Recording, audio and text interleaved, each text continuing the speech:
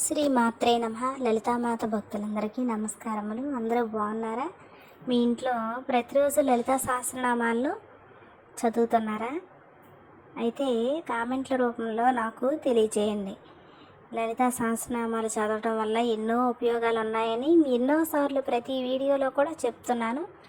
మీకు విసుగు అనిపిస్తుందని ఈ వీడియోలో చెప్పట్లేదు.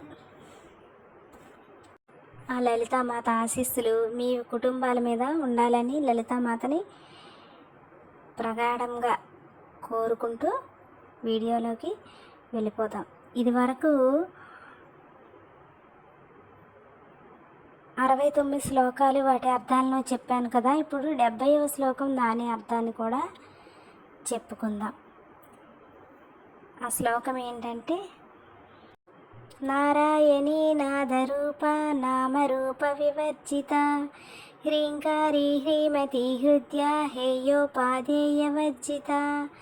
నారాయణి అంటే నారాయణుని సోదరి. నారాయణుడు అంటే సాక్షాత్తు శ్రీ మహావిష్ణువు. అతని యొక్క సహోదరి ఆ లలితామాత. నాదరూప నాదరూపముగా కలిగినది, నాదరూపంగా ఉంటుంది అమ్మ. నామరూప వివర్జిత, నామరూపాలకి అతీతంగా ఉండేది అమ్మ. ఎందుకంటే అమ్మ ఈ జగత్తంతా వ్యాపించి ఉంటుంది కనుక నామరూపాలకి అతీతురాలని చెప్పబడింది.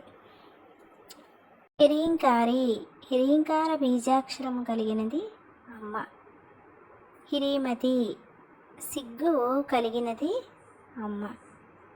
హృదయ, హృదయం నుంచి పుట్టినది అమ్మ.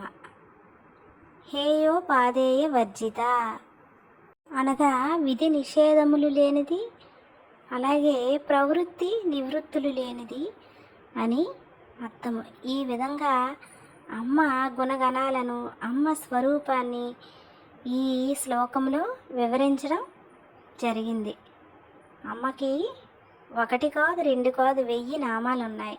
1000 నామాల్లో 1000 విధాలుగా అమ్మని వర్ణిస్తున్నారు. వర్ణించి అమ్మని ప్రసన్నం చేసుకుంటున్నారు. లలితా త్రిపుర సుందరి అంటే మాటల, ఆమెను ప్రసన్నం చేసుకుంటే మన జీవితం కలతలామలకంగా తయారవుతుంది.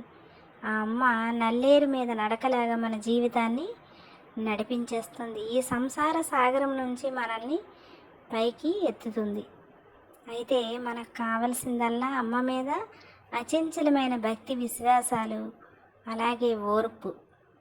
ఇవి ఉంటే అమ్మని మనం తెలుసుకోగలుగుతాం. అమ్మ మన జీవితాన్ని సరిదిద్దుతుంది.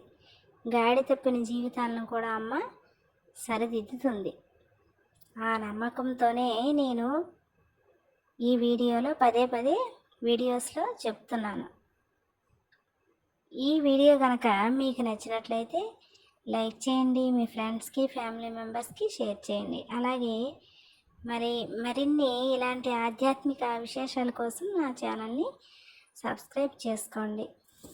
శ్రీ మాత్రే నమః.